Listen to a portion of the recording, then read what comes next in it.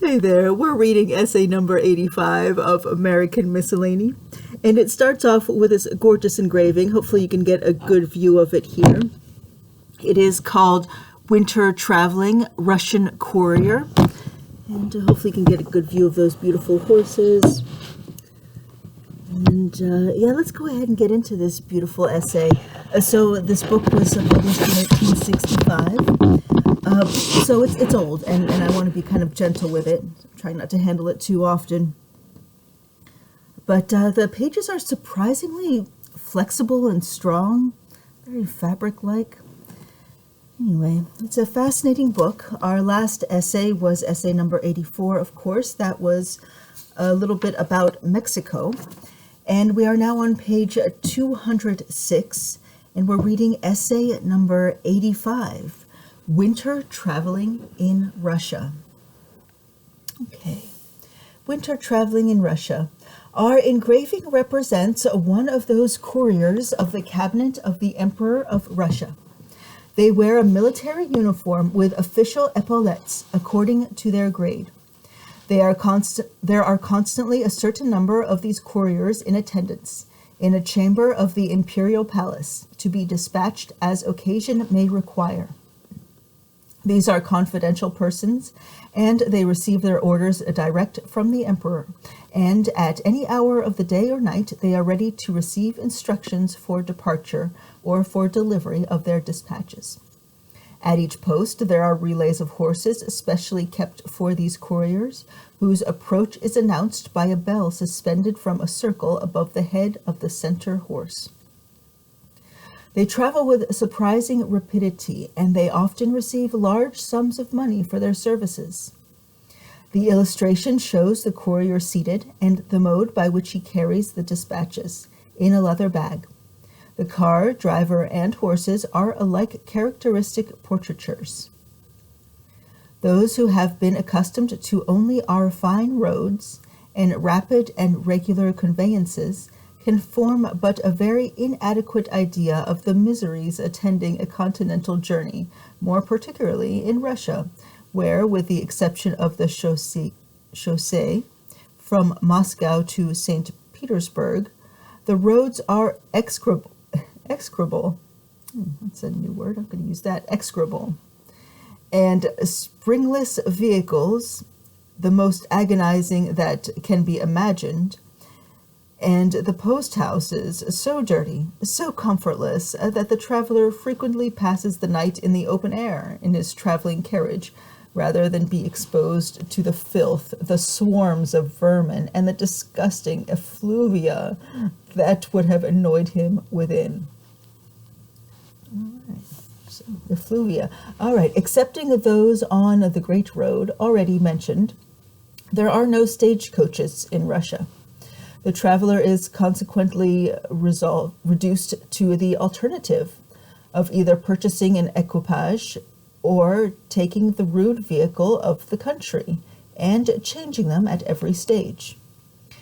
His first preliminary before starting is to give notice 3 days previously of his intention to the head police officer of his quarter, who gives him a certificate attesting that he has no unliquidated debts nor any lawsuits pending. He then procures from the bureau of the Grand Master of the Police a passport, without which he would not be allowed to pass the city gates. His next step is to arrange the mode of conveyance. Of these he has the choice of 2. Upon the payment of a stated tax amounting to about a farthing per mile for each horse, he may obtain a government order called a padaroshny, entitling him to demand relays at every station, for which he will pay for hire about 3/4 more for every horse. At each post house he will find a government officer called a smotretel, or overlooker, whose duty it is to enregister his name and furnish the horses, which the peasants are bound to supply. Or he may contract with a class of men called yemshchiki, Yemshtiki.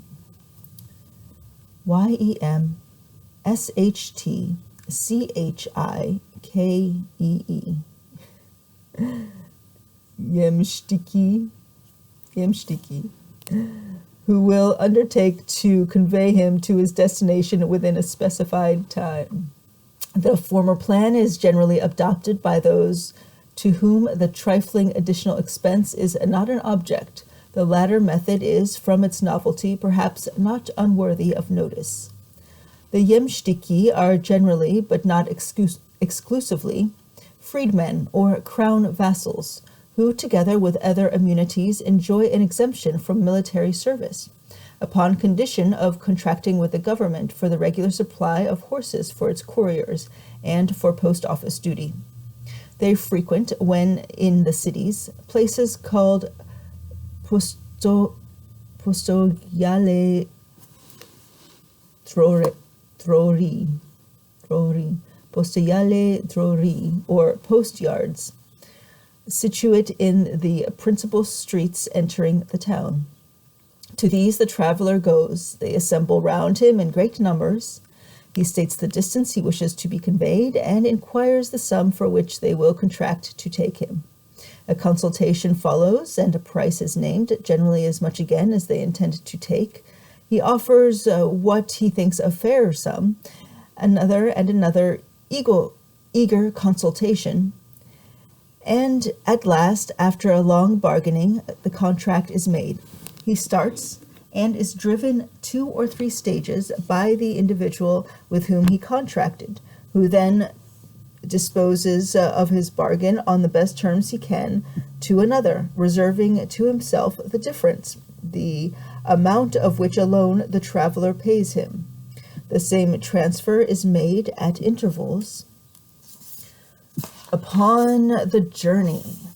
Sometimes several may wish to take the contract. The question is then decided by lot, in a very singular way. One throws his whip into the air, another seizes it in falling, and the two then grasp it alternately, hand over hand, till they reach the end. When he who last has hold of it in his let's try that again. Okay. All right. Sometimes several may wish to take the contract. The question is then decided by lot, in a very singular way. One throws his whip into the air, another seizes it in falling, and the two then grasp it alternately, hand over hand, till they reach the end, when he who last has hold of it is declared the winner.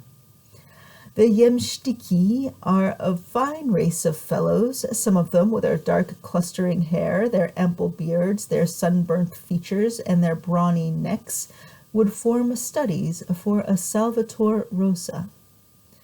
There is an air of bold frankness about them which is highly pleasing. They have several melodies peculiar to themselves, which they sing almost without intermission the whole stage.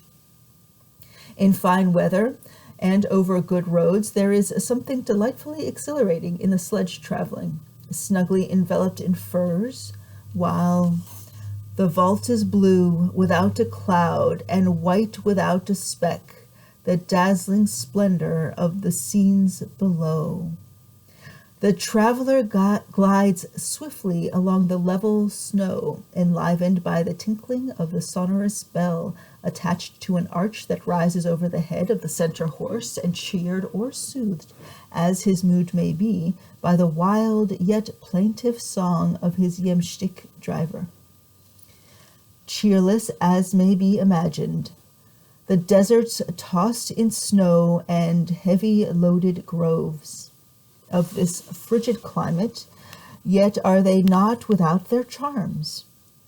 In clear frosty weather, daybreak on a vast plain is preeminently beautiful. The sober gray of dawn, first faintly streaked in the east with a pale red tinge that gradually deepens into crimson till the sun, lifting his broad glowing disk above the horizon, pours his level beams on the unsullied purity of the snowy scene, that blushes and sparkles in his glance, as glittering like gems upon its surface, countless icy crystals catch and refract his rays.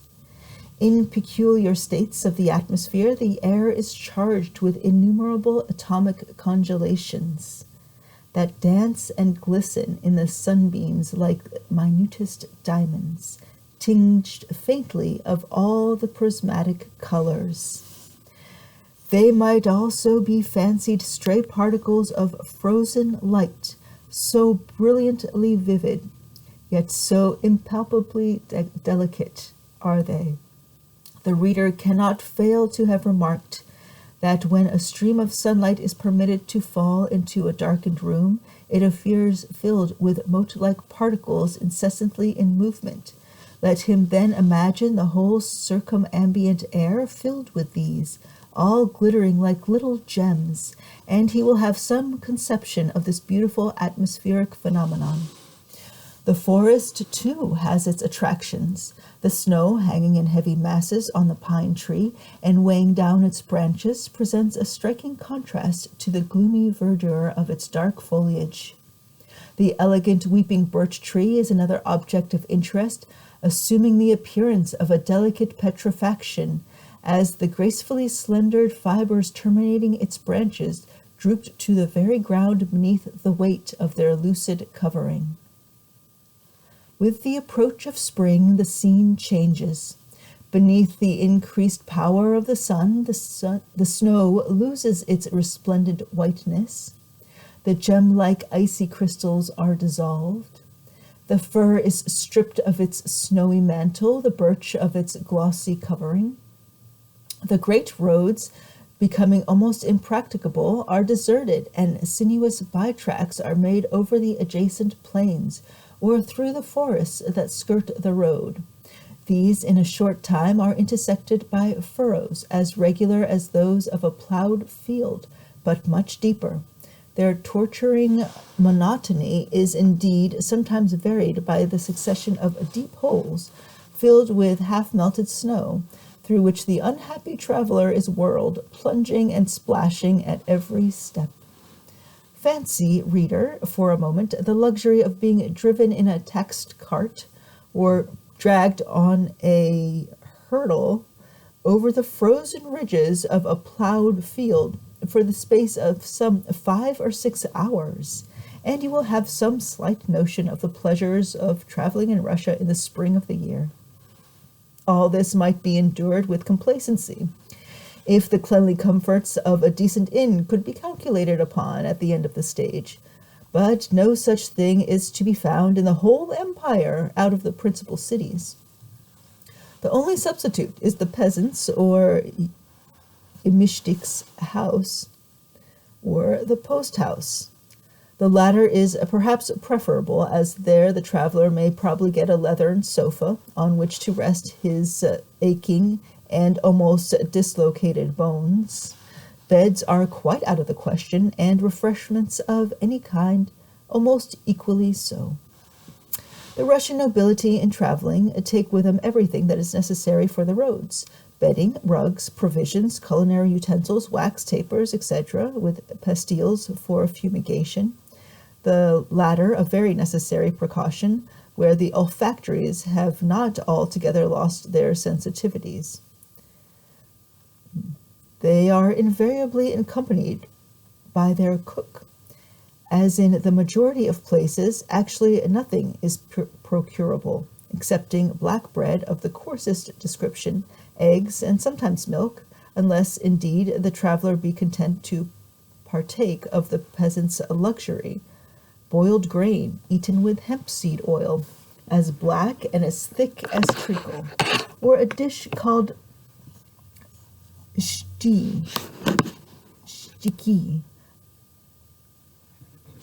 a kind of cabbage soup, in which float a few straggling strips of beef. Sounds like borscht. It must be distinctly observed, however, that these remarks do not apply to the line of road between the two capitals, on which the inns are respectable, and not altogether destitute of the comforts of civilized life.